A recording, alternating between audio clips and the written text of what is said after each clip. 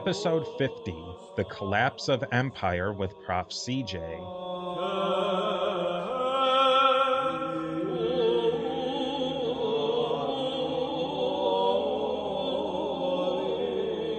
Welcome back to A2Z History Presents The History of the Papacy. I'm Steve, your host for this podcast about the history of the popes of Rome and Christian Church.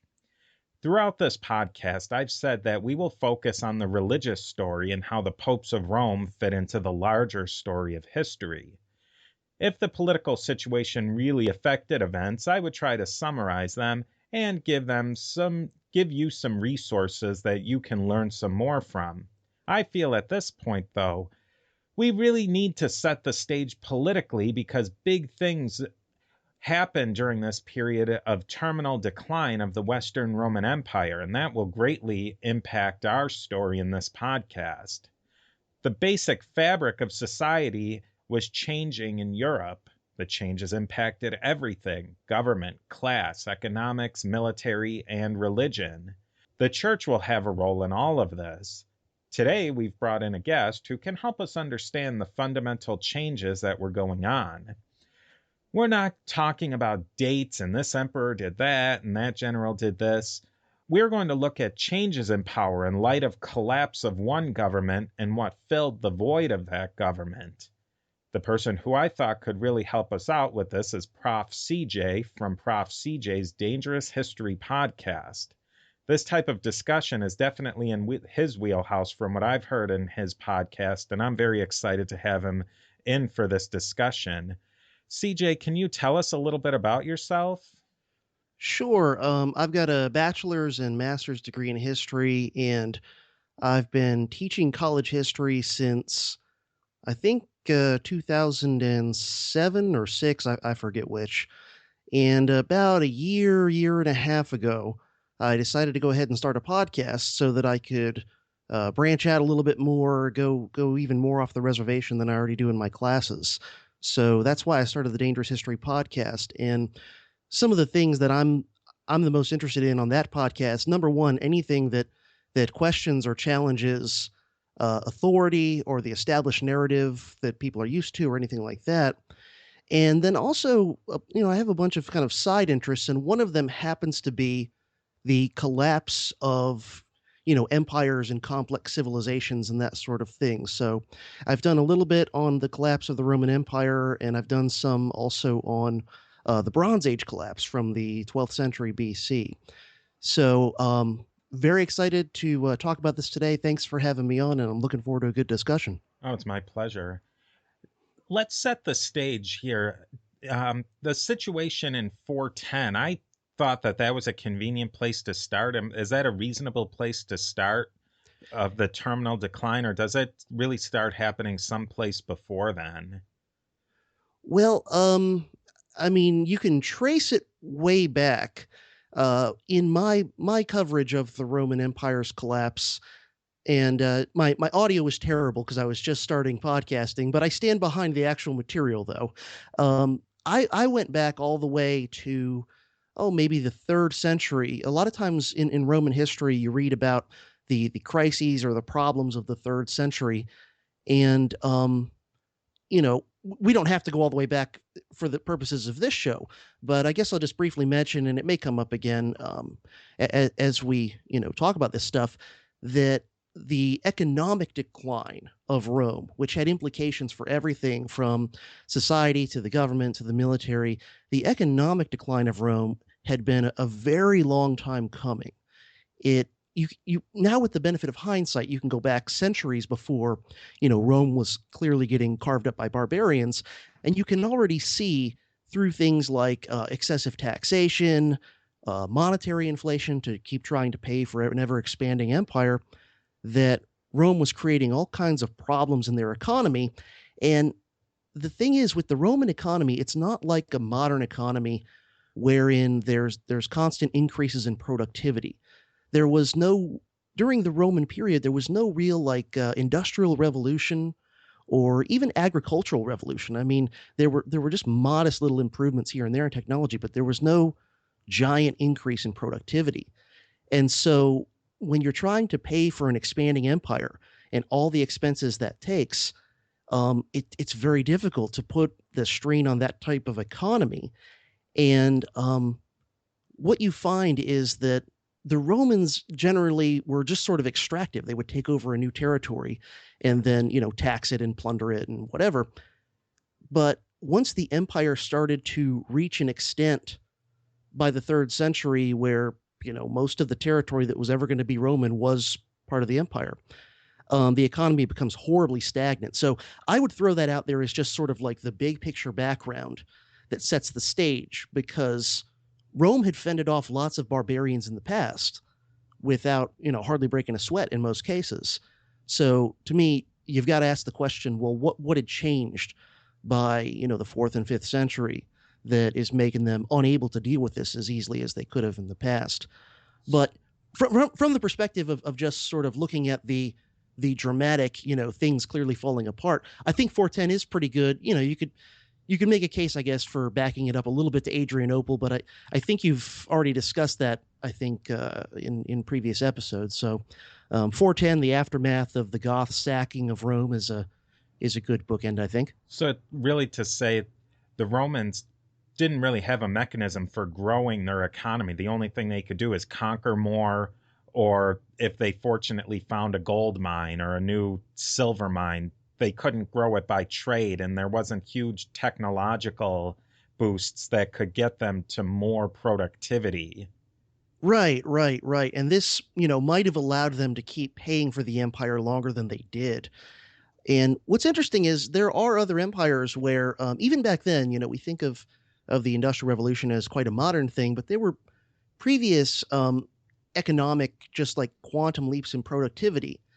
And roughly around the same time period as the Roman Empire, if you look over at the other big empire on the Eurasian landmass, which is China, you find that the Chinese were having a lot more economic innovation for whatever reason. And I don't have a simple answer to why they were doing it and the Romans weren't, but China was undergoing much more technological innovation than Rome was at the time. And this perhaps is why the Chinese empire, hung around a lot longer.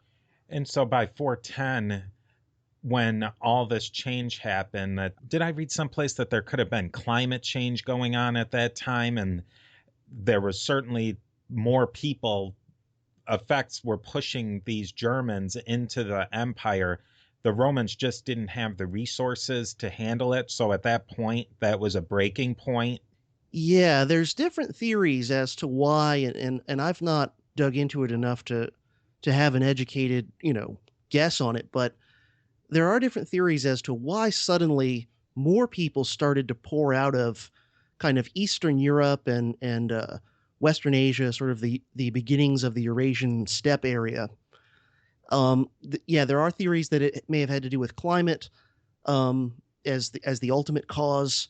The proximate cause, and the one that historians have known about for a while, is that much further east from Rome, the first domino, and whether they were being moved by climate issues or something else, I don't know. But the first domino in the so-called barbarian, quote unquote, invasions were the Huns. The Huns, who were, one of the most aggressive and, successful warlike tribes on the Eurasian landmass, the Huns, for whatever reason, started to push west. And these were the barbarians that at that time the other barbarians were scared of. So the Huns move west, and then they start to push barbarians ahead of them westward. And there's this sort of domino effect of different groups, one after the other, as you said, starting to come up against the frontiers of the Roman Empire. And yeah, you're correct that whereas previously they would have been able to either just, hold these people out, defensively altogether outside of the empire, or at least brought them in kind of from a position of strength and said, hey, we're letting you in and we're going to kind of take you in as refugees. By the time you're getting to the late 4th century, early 5th century, the Romans just don't have the resources. They don't have the resources on the one hand to fend these people off and just say, hell no, you can't come into the empire, stay out. They don't have the resources for that. And then when they do let these people in, or at least let some of them in, they don't have the resources to, offer them decent food and shelter. And so there's a lot of problems. a lot of terrible treatment. The first group that shows up, the Goths, face a lot of just terrible treatment when some of them come into the Roman Empire as refugees. And that's what ultimately sets the stage for the Gothic uprising and then the victory at Adrianople. And then after Adrianople, the Goths have their kind of like semi autonomous kingdom in Roman territory, and many of them are serving as soldiers in the Roman army, but they're still being treated like second class citizens, and that's what eventually leads up to the Goths having another uprising and going after Rome in 410. So who were these first group of barbarians, if you want to call them? Who were they specifically, and how did their material culture line up with the Romans? I think I always get the mindset, I've talked about this in previous episodes, that, and I think the popular culture kind of gives you this idea that they were just barbarians wearing rags and this and that, and but how did they line up with the Romans culturally, Well, technologically speaking? yeah, the first group that came into Roman territory during this time period were the Goths, and they were from, I think, kind of extreme Eastern Europe, maybe a little north or east of the Balkans, if I remember correctly. And I think these are people who would be considered Germanic because of language. The Goths, interestingly, in light of the fact that they inflict a crushing defeat on the Romans at Adrianople and then a few decades later sack the city of Rome, the Goths actually, before all this started, to the best of my knowledge, were a relatively peaceful group as far as barbarians go. They were actually a settled agricultural people. I don't think they had a reputation for causing trouble or attacking their neighbors previously. They would have certainly been more rustic than the Romans. They would have not had as much technology, and um, I'm sure they were less literate than the Romans. I don't know exactly what degree. So they would have been a little bit more rustic. But on the other hand, they weren't extremely primitive or anything like that. And what happens is when the Huns start to move into Gothic territory and inflict horrible massacres and pillaging Gothic towns and so on, the Goths flee westward to get the hell away from them. So there's a disparity in technology at first. Once the Goths are in contact with the Romans, and especially once a lot of the Goths start to serve in the Roman army, they quickly learn Roman ways. And this is part of why the Goths are able to eventually sack Rome, is that they learn how the Roman military works. They learn how Roman technologies work, a lot of it. So they start off at a very at a big disadvantage, but it doesn't last very long. Why did they sack Rome? Why did they besiege it and sack it? Was it a just a thing to do, or did they have was that a part of a grander strategy? Well, I think it started off with Alaric, the Gothic king at that time. I think initially what he was really trying to do was to kind of get a better position for his people within the Roman system. They had many of them had been accepted into Roman territory, were serving in the Roman military, but like I said, they were still treated as second class citizens, looked down upon and discriminated against in several ways by the Roman system. And so Alaric's war against the Romans, I think, largely just comes out of that, out of kind of anger and resentment over the way the Goths had been treated, and also wanting to get a better position for them, and a better position for himself. I'm sure, as a king of a people that's kind of under the boot of the Romans. Obviously, it's better for your power and prestige if you can get your people in a better spot. So, to the best of my knowledge, when they went after Rome, it was, I think, kind of opportunistic. They had actually been operating in Italy for a while, and I think it was simply a matter of Rome had the reputation, it had the prestige, it had the wealth, and so it was just a ripe target to go hit and ransack and plunder and so forth.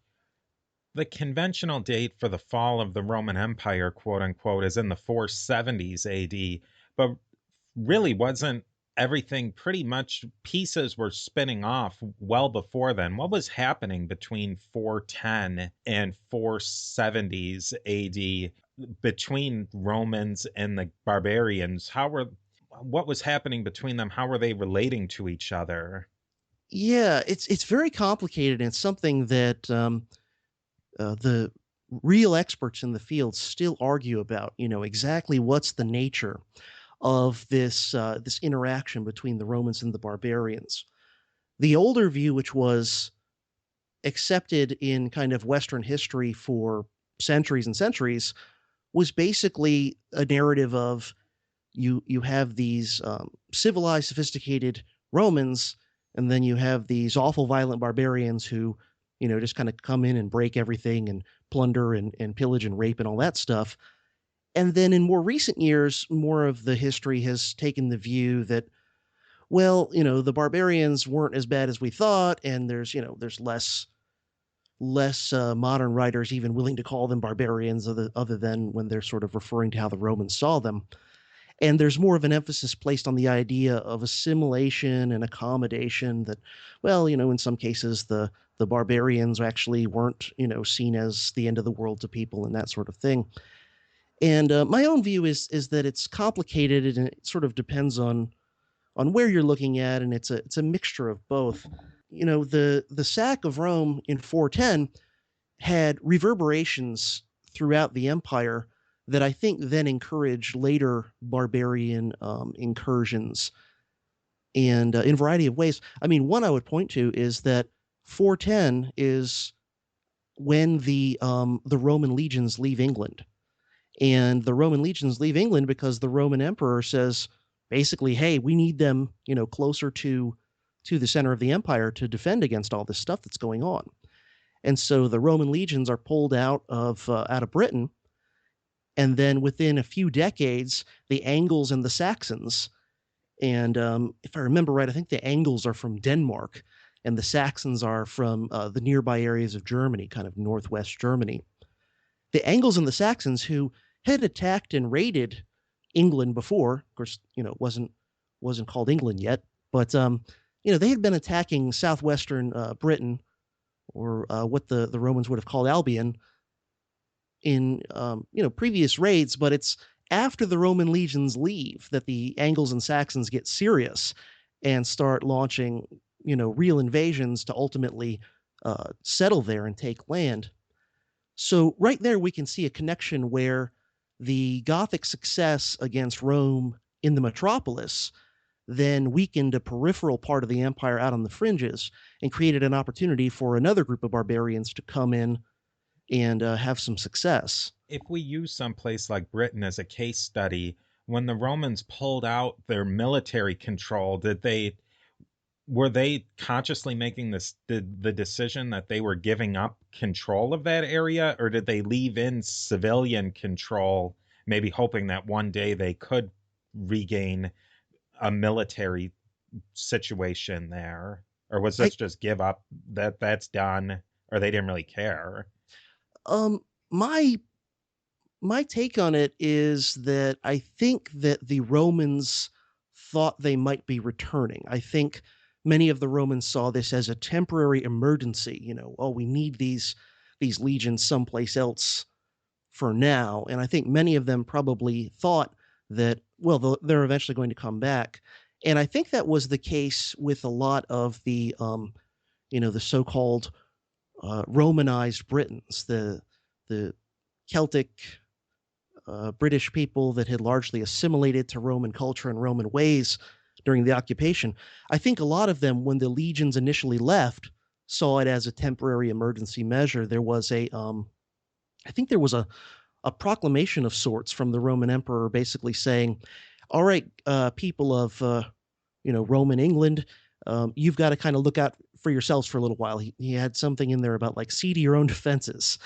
So you got to imagine the people who were there must have had a weird mixture of feelings and emotions. On the one hand, crazy feelings of danger and crisis, and holy cow, we're vulnerable and exposed. And on the other hand, some of them probably thought, well, but they'll be back, once they've handled the trouble in the other part of the empire, they'll be returning. And of course, they didn't. Were there any other examples of that in other parts of the empire where Roman troops had to be pulled out and then the Roman central government said, all right, take care of yourself for a while. Once we get this settled, we'll be back. But then they just never showed up again? Well, a case that's sort of like that, but a little bit different, I suppose, is the case of the Vandals, where the Vandals, if I remember right, I think they supposedly came from like southern Scandinavia, the Baltic area. Again, I think were also ultimately fleeing the Huns when they started to move into Roman territory. They crossed the Rhine in the early 5th century and sort of plunder their way across Gaul and into Spain. And then I think in the 420s or 430s, somewhere around there, a bunch of the Vandals then did something that I don't think any other barbarian group of the time period other than the Angles and Saxons did successfully, which is they crossed the water. They crossed, in their case, not very much water, the Strait of Gibraltar, but they crossed into North Africa, which was, then part of the Roman Empire, and established a kingdom there. Ultimately, they were successful. They conquered, and they were pretty brutal. And the interesting thing about the Vandals in North Africa, and this is true, I think, in the case of a lot of the barbarian conquests, but um, the Vandals, like a lot of these barbarian groups, had Christianized by this time period. I'm not sure exactly when they did, but they had adopted Arianism as their religion. And in North Africa at this time, you had a lot of Arians, but the Roman authorities were Catholic, were Western Orthodox. And so there was kind of an interesting, complicated situation where, as the Vandals conquered a big chunk of North Africa, ultimately including the city of Carthage, probably the third or fourth most important city in the empire at the time, they were often welcomed by regular people who happened to be Arians as, in a way, almost like liberators or saviors from Roman oppression. On the other hand, the Vandals also brutally targeted Catholic Roman authorities and did some pretty nasty things. I think it was the Vandals. I could be wrong. I think it was the Vandals who were particularly known for going on a rape spree in regards to a group of Catholic nuns. Oh. So yeah, I mean, some of the modern notions that these barbarians weren't all that bad go a little too far, because like they still did some pretty bad stuff. Although to be fair, the Romans, when they conquered somebody, weren't always all sunshine and lollipops either. We actually talked about that in our last episode. It is interesting. The Vandal kingdom, the way they established themselves, seems to have a lot of connections to the way the Anglo-Saxons. They didn't integrate really with the local population. They put themselves on top and almost set up their own culture there, as opposed to where it seems like in Spain, modern day Spain, modern day France, and that little bit of Germany, and even Italy, the Germans and the barbarians, we'll use the term barbarian, it's convenient. Yeah. They seem to set up a different form of government. How was it, what did the barbarians do in those countries that was maybe different than the way the Anglo-Saxons or the Vandals established themselves? Well, I think that the way that, say, the Ostrogoths and the Visigoths, when they took over much of Italy and Spain respectively, I think that they were more consciously trying to take on some of the trappings of Roman authority and Roman ways. When you look at like some of the titles they would claim to themselves, or the relationship, many of them um, may have started off as Arians, but eventually converted to Catholicism as a way to kind of get more, political legitimacy in those territories. You might say that the barbarians in Gaul and in Italy and in Spain were more, not that they weren't brutal when they initially conquered a lot of these areas, but that once that they were in control, they sort of went native more than some of the barbarians in the more peripheral areas of the empire.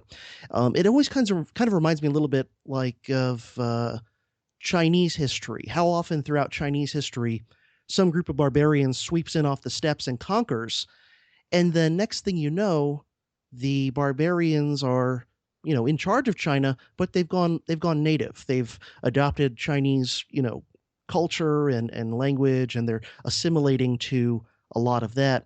I think that's what you have in the case of some of the places closer to the center of the empire, although the economy was getting so messed up by everything that they couldn't replicate the grandeur and sophistication of the original Roman ways, architecture and art and culture and all that. They just flat out, you know, the the resources and everything weren't there to do that. But I think what in a lot of cases they were trying to do was to kind of have their own homegrown kind of on the cheap version of the trappings of Roman authority. Is it too far to say that in those areas it was just a numbers game? They were such a smaller part of the population that they had to play nice to some degree to integrate themselves, whereas maybe parts of the empire that were on the periphery were less sparsely populated, so they could be more brutal, and that was a strategy that would work. Yeah, I think that sounds plausible. I've not really looked at it from that angle, so I can't say for certain, but that certainly sounds like something that makes sense. That you would have to, the more you're outnumbered by the people that you're trying to conquer and rule, the more incentive you would have to want to have lots of other forms of legitimacy in the eyes of the people you're ruling besides just brute force. These people would conquer with brute force, but if you want to establish a dynasty and establish then some stability over a particular territory, brute force is never enough to do that for the long run. And that causes rulers to lean more and more on other forms of influence and of legitimacy. And this would include things like, ingratiating themselves more to the local culture and more to the local religion, and having, then legitimacy from that. It's always complicated, looking at where rulers get their legitimacy from. Force is always a part of the equation, but it never seems to be the whole thing when you're talking about a regime that lasts for a long time. And when you look at some of the some of the barbarian kingdoms wherein the barbarians remained the most separated from the locals, I think tended to be the barbarian kingdoms that lasted, the fewest number of years. And so these places that a barbarian chieftain took over this area, took over that area, how did they feel that they were interconnected? Did that sense of interconnectedness get lost? So did this chieftain who became called himself king of some, part of Spain, did he feel connected as a part of a Romanness, or was that gone? But if that was gone, when did that feeling happen? Yeah, it's really messy and complicated and hard to pin down. I think it's a thing that if a few generations go by, let's say the Visigoths in Spain versus the Ostrogoths in Italy, I think when they first established their respective little kingdoms there, they probably would have had a sense of, we're Goths, we have this cultural identity and all that, and I would guess that probably a few generations down the road, their descendants are identifying more with the locality, that we're the king of this territory over here. These are our people, etc. That would be my guess. The problem with a lot of this era that always throws me for a loop is that there's not that many good primary sources, because of all the chaos and economic collapse and decline in literacy and all that. And then the primary sources that we do have are always a bit suspect because they're always written by, somebody with an axe to grind, um, in a real serious bias. And it's not always easy to figure out, um, what exactly the rulers. I mean, a lot of these barbarian kings were illiterate. It's oftentimes hard to figure out what they really thought, and you have to look at the physical evidence, the archaeological evidence, the architecture, the physical culture these people left behind, and based on that, I think it looks like they were trying to merge some of their Germanic cultures with the Roman culture. They had this weird relationship, I think, in their minds, or this weird perception, maybe is a better way to put it, of Rome, where on the one hand, a lot of them had serious axes to grind with Rome, had a lot of anger at Rome for various things, and maybe saw Rome as kind of vulnerable at this point in time, and so might have looked down on Rome as being kind of decadent and declining. But on the other hand, they still had this respect for Roman, history and greatness and all of the trappings of Roman authority. And so I think in a weird, muddled way, they're kind of combining these two things together. One of my favorite Dan Carlin episodes actually is Thor's Angels. I don't know Yeah, that's if a you've great ever one. listened. Yeah, Oh, yeah. yeah, yeah. He does a great job, kind of, delving into this complex, how these barbarians were kind of adapting Roman culture and also kind of keeping things separate, and how a lot of the individual kings during this time period were these walking contradictions, trying to appeal to the Roman ways, and at the same time trying to keep their unique macho barbarian stuff, so that their sidekicks didn't think they had gone too soft. What happened to trade and travel at that time? I've read, and for doing my podcast, not too long before this time, people in the 400s were able to travel from outside of the empire to Britain, to Spain, to Italy, to North Africa, and then wind up in Egypt and Palestine. How long did that go on before it just wasn't you weren't capable of traveling that way, or it became so burdensome that only a select few could travel so widely? Yeah, I think in the 5th century it was becoming pretty problematic, at least in the Western Roman Empire. There were these the two most useful things that the Roman authorities had done for the purposes of travel and trade. Number one would be infrastructure, building and maintaining all the roads and bridges and everything. And number two would be suppressing bandits and pirates on the seas. So once the Roman state starts to fall apart, they no longer have the means to maintain all this, to number one maintain the physical infrastructure, and number two maintain some degree of suppressing of bandits on the roads and pirates on the seas. So I would say over the course of the 5th century, I think it becomes very problematic for just sort of average people and traders and so on to be able to travel long distances. And this is part of the breakdown of the economy. The Romans had this economy that had, because of all the different climates and geographical regions in it, their economy had a lot of regional specialization. And then, each region would do the one or two things that it really did the best, and then would trade with the rest of the empire and even other places just outside of it to get the other goods that they wanted. So once you have a breakdown like this, it becomes really difficult for all those areas to keep trading. And that only just, further spirals down everyone's standard of living. And I often compare it to, what would happen today in the United States if, for whatever reason, let's say the highways just all became unusable, and how reliant we are on long distance trucking for, the food on our table and everything. How much would it really throw a monkey wrench into people's daily routines and standard of living and so forth? Yeah, I was thinking about that. That say, and just I live in upstate New York. If there was a breakdown in government control, or that certain things didn't get done, it could be a matter of a couple of weeks before the whole area ground to a halt, where you might not be able to get from Buffalo to Rochester, a matter of 60 miles, you might just not be able to get through that to there within a Yeah. couple of weeks.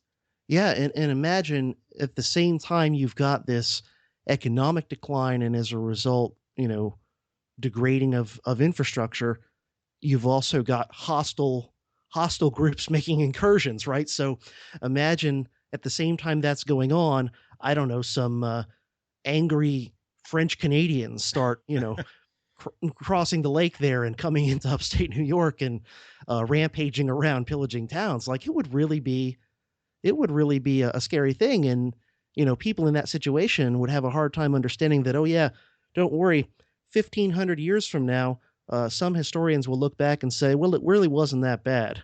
Yeah, it wasn't too bad. You and it so quickly. Now, did they have some sort of insulation that they probably lived, your average person lived a much more localized lifestyle, that they weren't so reliant on the outside? Is that unreasonable, or would the average person in Gaul or Spain really feel the hurt as much Well, as we would?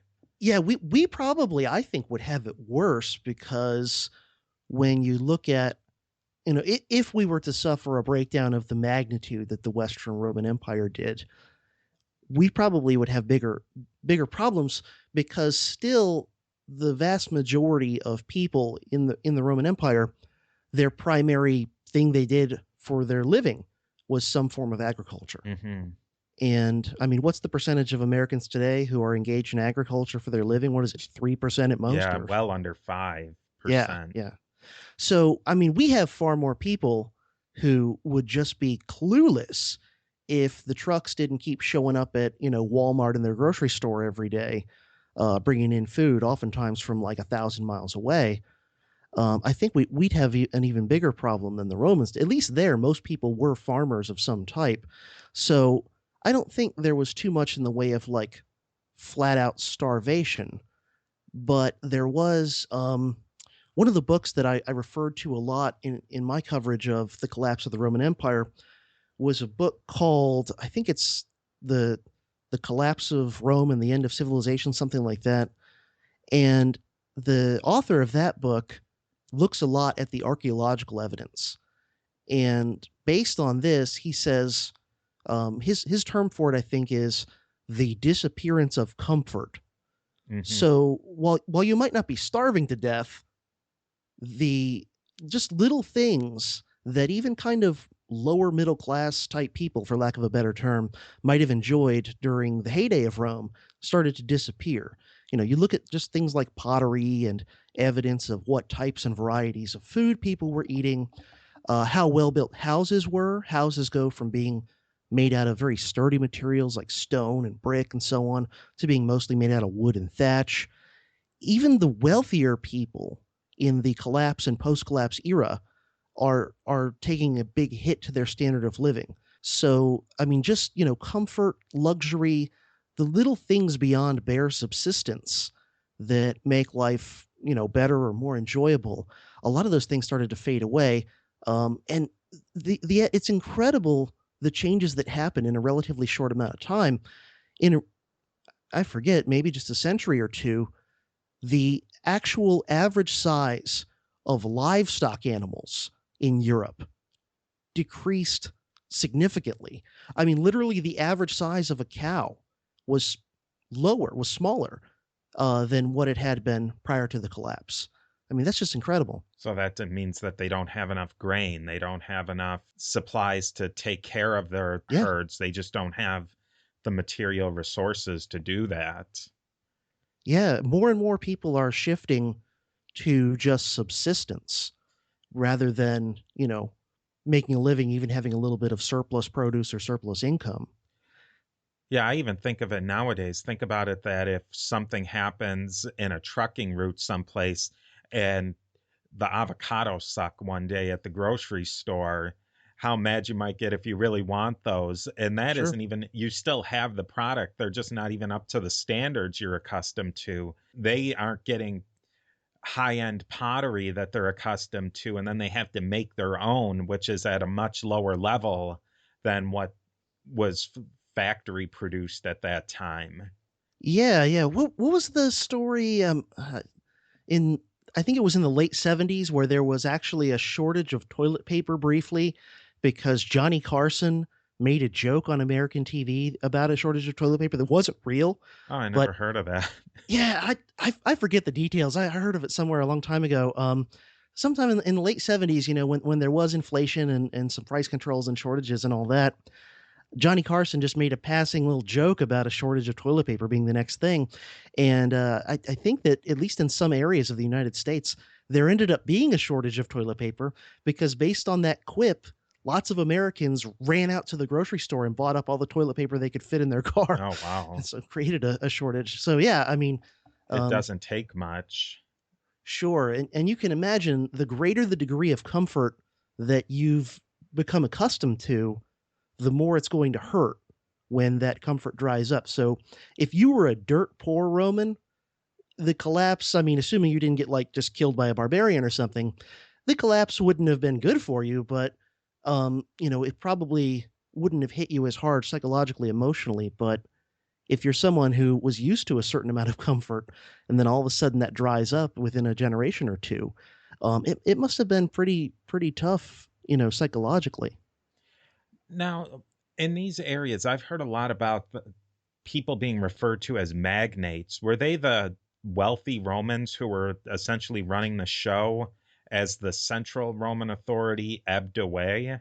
Yeah, my understanding of them is that you're talking about, so these larger, wealthier landowners in some areas of the Roman Empire were better able to weather all of the economic problems that had been hitting Rome since at least the fourth century, and in some areas a bit earlier. And what had happened was, a bunch of Roman emperors had tried to solve the empire's decline by increasing taxes. And in a lot of cases, the largest, wealthiest landowners could, in various ways, avoid paying taxes. So a lot of people who were perhaps not slaves, but were not well off, who were maybe what we might think of as like working class or lower middle class, some of these people might have been small independent farmers, or some sort of small tradesmen in a town or whatever. What they would often do is, because they were pushed to this by the economic situation, they would go and basically make themselves voluntarily what later would evolve into serfs, in order to basically avoid getting taxed to economic oblivion. Sign up to work for a wealthy magnate, and in return, he would kind of shelter you in a way from the worst effects of what was going on. And this is the beginning of what eventually becomes the European feudal system. And it's a very similar process to what happened in Japan when Japan turned towards feudalism. A very similar thing. You had a central government that started to, become weak and lose its ability to control the provinces. The local landowners, who are able to kind of fill the gap of providing basic protection, basic law and order, and the peasants, at least initially, often voluntarily, kind of go to work for these guys because it's the best option at the time. Yeah, I really like these.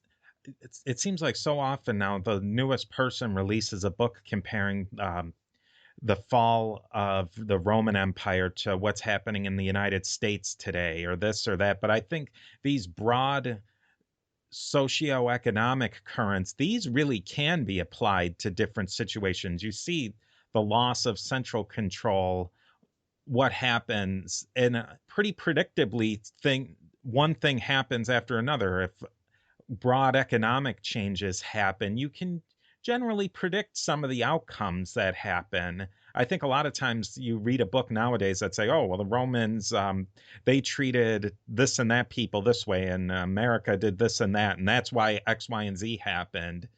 Have you read those type of books before and gotten sort of a similar view, or am I completely off base? Yeah, yeah, I've read some of those, explicitly comparing America to Rome in various ways, and I think it's it's possible to overdo and oversimplify the comparison, and some people might think that I did that when I covered the Roman Empire. And I was deliberately, explicitly kind of looking at connections and like lessons that we might draw from this. That's what I really enjoyed about your series, is that you didn't zero in on specific policies. I think you really did look at the grand scope of things, and that this were some things that happened then that could be applied to different situations. It wasn't saying, well, X, Y, and Z happened by the Romans. The US or Canada or whoever did X, Y, and Z, therefore this must happen. That's why I really enjoyed that part of the series. Glad to hear that. And I always am of the mindset, the quote, I think it was supposedly Mark Twain who said, "History doesn't repeat itself, but it often rhymes." Yeah. There are people, I think, who go too far and say, no, there are no patterns you can look for, there are no lessons you can apply from the past to today, because everything is so different. The situations, the cultures, the systems, etc., are so different that there's no direct parallels or analogies or anything that we can draw. I think that's ridiculous, and if that's true, then to me that takes away one of the biggest reasons why anyone cares at all about history in the first place. Hmm. And then to go back to the magnates, so when these Germans or barbarians came to town, did they kill the magnates and just take their stuff and put themselves in that position? Or did they find a way to work with these magnates because they were a convenient way to easily get control of the areas they were coming into? My understanding is that both potentially could and did happen. That in some cases, the pre-existing bigwigs, the pre-existing magnates, would be disposed of, so that one of the barbarians guys could kind of take his spot. But then in other cases, they would sort of co-opt and rule through the existing magnates. And I guess probably it just depended on the local circumstances. If you had a barbarian leader leading a group into an area where there are not a lot of nice estates, but he's promised his sidekicks, his entourage, that they all will get a nice estate from this place if they conquer it, then he's probably going to have a lot more incentive to want to dispatch the local, kind of seed of an aristocracy, to dispatch them and replace them with his people. Whereas if there's kind of more good land to go around, perhaps he would leave some of the local magnates in place, simply require that they swear an oath of loyalty to him, or who knows what. So I think it's just dependent on the circumstances. Bishops fall into there somewhere too, that they had a leadership position and they had a certain amount of wealth, high ranking church leaders. How did they try and hold on to their Romanness and this connection that they had to a greater idea? Or did they pretty quickly ingratiate themselves to the new bosses and work for them? How did that all fit in there? Because I think in some cases they were magnates as well, especially in the West, that they were very rich, had a lot of land, and were high ranking religious leaders. Yeah, that's a very interesting and complicated relationship there. I would agree with you that they were, whether or not they would have called themselves this, they certainly were magnates in practice. When you look at the estates many of them controlled and the power many of them had. And I think they would have probably had more of a vested interest in preserving the trappings of Roman culture, more of an interest in doing that than almost anyone else, because they were trying to, keep running this Roman church basically.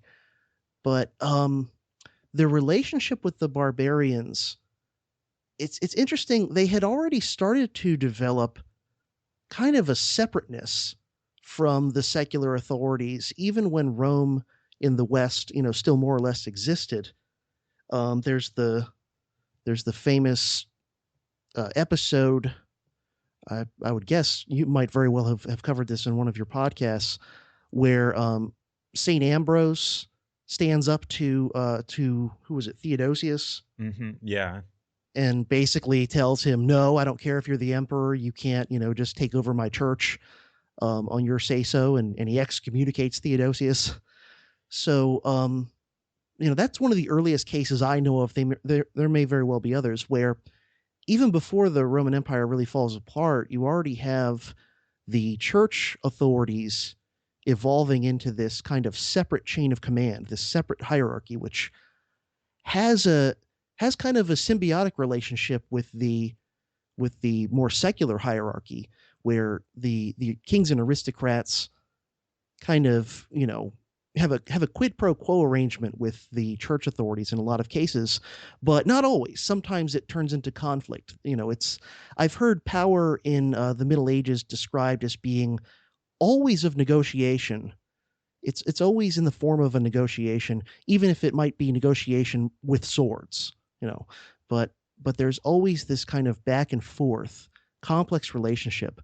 And in the case of these, Germanic barbarians or whoever coming in, I think that relationship just continues. Uh, Most of these groups were eventually, one way or another, induced to convert from Arianism to the Western Orthodox Catholic Church, and I think a big part of it was political expediency.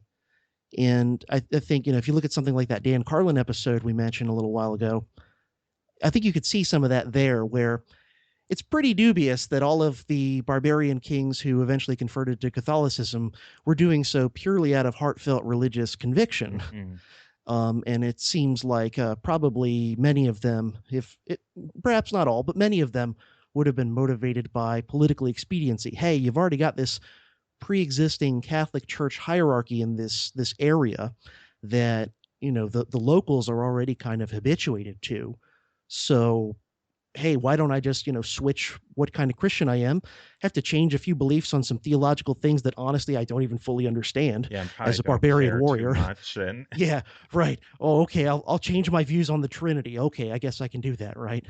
And the next thing you know, you've got a quid pro quo relationship with the local authorities. And again, it gets back to these ideas, and people talk about these things more in terms of modern politics, but I think they apply just as much in ancient times, which is the ideas of narrative and legitimacy as being key to people establishing authority over others.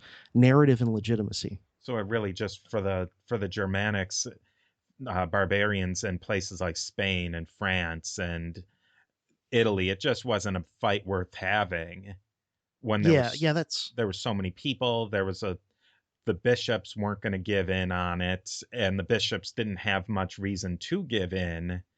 Where the barbarian Germanic overlords, nah, eh, I can yeah. do it. I can't. If it's better to go along to get along, then that's worth it in the end. Yeah, yeah, I think that's probably right. And arguably might be reflective of what Constantine himself basically did. I mean, you're probably much more knowledgeable on that whole question than I am, but I know that at least some people believe that Constantine never was particularly heartfelt or genuine in his religious conversions or whatever, and that there's the cynical view that everything that he did was ultimately kind of political expediency. And in the end, he's probably a pretty big case study for he was more Arian in his own personal beliefs than he was Orthodox Catholic, but he was in within a group of people who were much more Orthodox Catholic.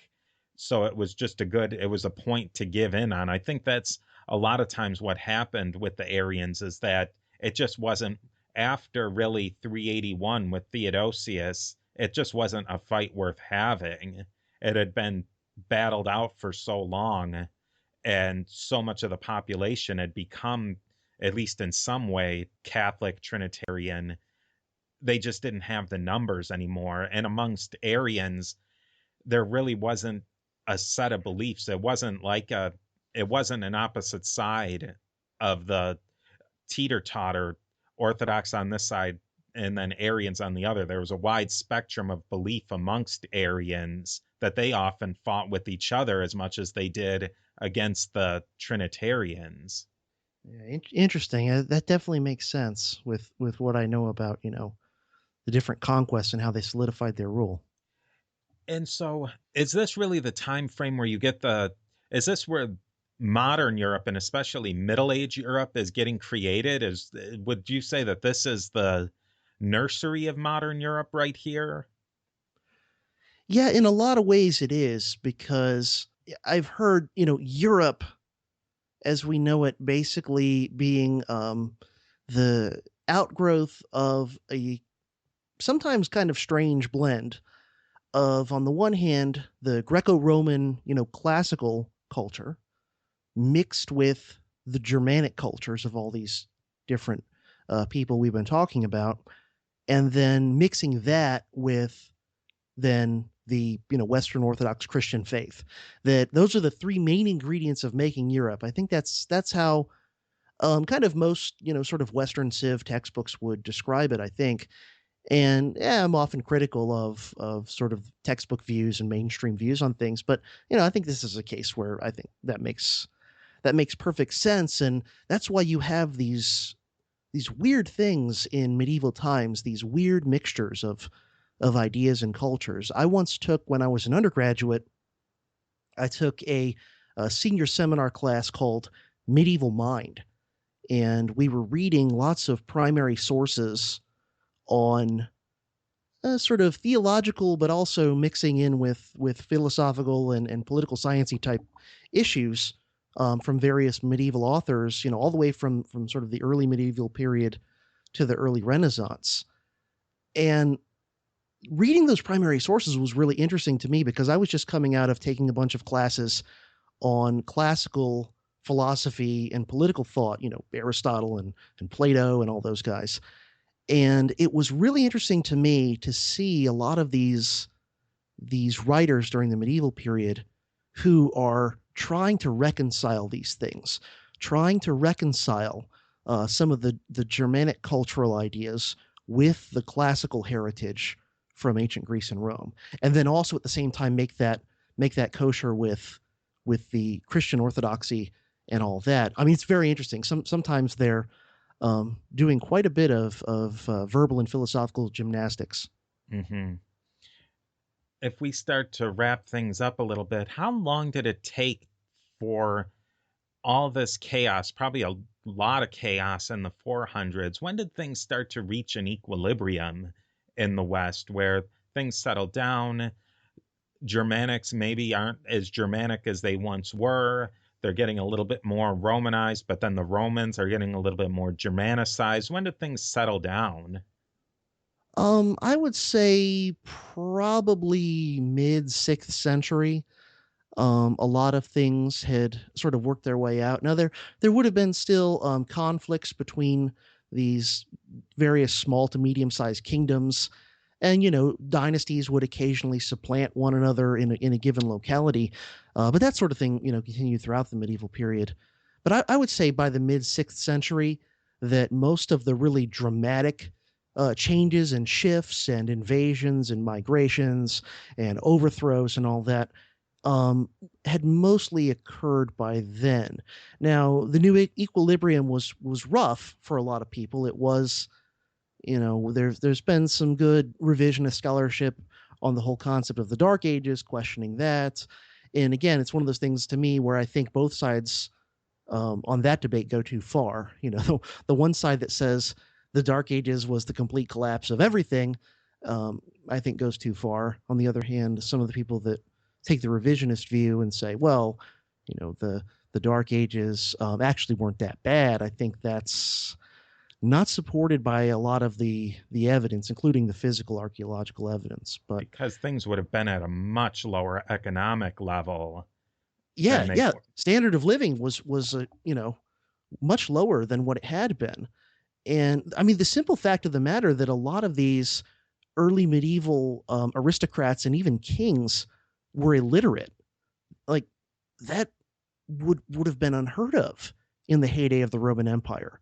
It was considered like a mark of kind of basic humanity and civilization to be literate and somewhat culturally astute. Well, I think what you said too about people's cattles and herds, that's almost That's almost like getting a Wall Street Journal of saying how many people, what people's actual income was. If a cow was half the size it was 50 or 100 years later, that's a pretty much a direct correlation with income. Yeah, and a lot of the cities declined drastically in population. I mean, just everything became much more rural than it was. Rome itself lost what I think like 90% of its population during these years, and the infrastructure just decayed, and you had many people never traveling more than a dozen or 2 miles from their home in their entire life.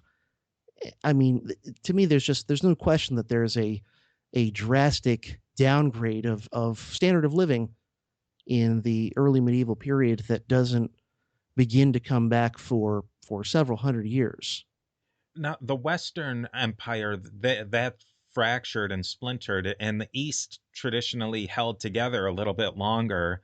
Was there as dramatic of a change there in standard of living and economic output? No, not in the East, not for several centuries at least. Anyway, the East had its ups and downs, but it held together for I forget how many centuries. I mean, it wasn't totally knocked out until the Turks conquered in 1453, but by then it had lost a lot of its prestige and territory. But for many centuries, the East continued to thrive. Now, the East had been the more prosperous part of the empire all along. Hmm. Even back in the quote unquote good old days. Yeah, the East had a few comebacks in terms of territory and so on.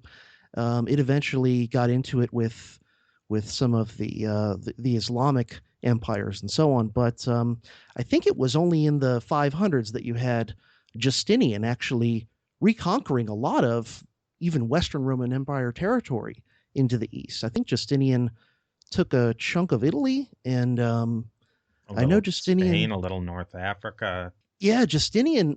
If I remember right, it was Justinian who was basically responsible for knocking out the Vandal kingdom in North Africa, Hmm. and reincorporating that. So yeah, the East definitely, had a lot less problems for its system. Basically, as soon as the Vandals take over North Africa, it goes away from history, traditional history. I don't remember hearing much about Roman North Africa in my undergrad or high school textbook, but that they had a thriving kingdom there for so long, for 100 years, and then the Byzantines were there for a few hundred years. But that back and forth really so destabilized North Africa. It took a long time for them to get back on a stable footing. And that seems to be a thing that happened in a lot of different parts of the empire, or the former empire, where places were hit so hard that it just took them a long time to get back on stable footing. Yeah, and I do want to say I am a person who believes in that there are several books on this topic. Why the West Grew Rich, I think, is one. Another is the European Miracle, I think. People trying to explain why Europe, by the say 16th century or so, why Europe went from one of the more behind places technologically speaking to being eventually the world leader in technology, and then being able to embark upon imperialism around the world. The explanation given in those books I mentioned is basically that it was the decentralization of Europe itself that in the short term, it created a lot of pain and misery and loss of standard of living during the breakdown and immediate aftermath. But that what actually and resulted in Europe becoming so innovative centuries down the road was this decentralization that because no one ever successfully reestablished the Western Roman Empire. I mean, you know, um, Charlemagne tried, but didn't come particularly close to recreating the entire Western Empire. That this created a system in which there could be more economic innovation and competition because there were so many little political authorities. It made it harder for any ruler to really, really squeeze his people economically the way the Romans had in their late period. And that this is what eventually set the stage for things like many centuries down the road, the Industrial Revolution. So the people at the time of the collapse would have been pretty miserable, but many of their descendants way down the road would have actually benefited from this process. Yeah, that really shows where the Roman Empire, where it had this central control, they were able to do things like build excellent roads and waterworks and that sort of thing that raised the standard of living. But when that collapsed, it gave people an opportunity to make things that were maybe a little bit more self-sufficient Yeah. later on down the road.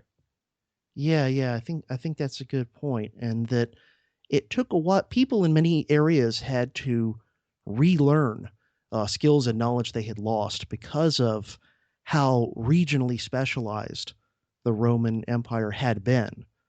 But yeah, once they relearn the skills they need to relearn, it does eventually set the stage for kind of a comeback. And massive infrastructure that's fragile to outside forces if the central authority that controls those things can't maintain them, then they fall apart fairly quickly, and that's a big deal. Yeah, absolutely. It's a double-edged sword, a large political, authority wherein it allows there to be potentially better infrastructure, and it potentially allows there to be somebody to suppress banditry and piracy, and so make trade and travel easier. On the other hand, it reduces competition to see sort of which kingdom can induce the most investment and innovation, because in a huge empire people really don't have very many options of where to go. And so I think that's why you very often find large empires prosper for a while and then eventually sooner or later enter into a period of stagnation. Because they have to try and solidify and keep a stability, but stability can lead to stagnation. Yeah, and the people are just the average, business people and merchants and farmers and artisans. In a large empire, they have less opportunity to vote with their feet. If their emperor institutes, debilitating taxes and that sort of thing, it might be harder for them to escape into a more amenable jurisdiction. Whereas if you live in a place where there's lots of little kingdoms, you might have more opportunity, literally just like crossing the river, um, and suddenly you're in a totally different jurisdiction. Well, I have had a great time. I really appreciate you coming on. Do you have anything else you'd like to add, or do you think that would help us understand this whole time period a little bit more? No, I think we've covered a lot of important stuff about kind of the social and economic and political picture. And no, I've enjoyed it very much as well. So thank you for having me on. Oh, it's my pleasure, and I hope that at some time it might be great to have you on again to discuss some of the background information that's going on to help us understand more the religious political situation. Oh, sure. Yeah. Just let me know. I'd be happy to. Would you like to share your website, Facebook, social media, and that sort of thing so that the listeners out there can give your show a try? Sure. Yeah. My website is profcj.org, profcj.org. And there I've got links to, social media, ways to subscribe to my podcast, all that good stuff. My show's on kind of the usual venues, iTunes, Stitcher.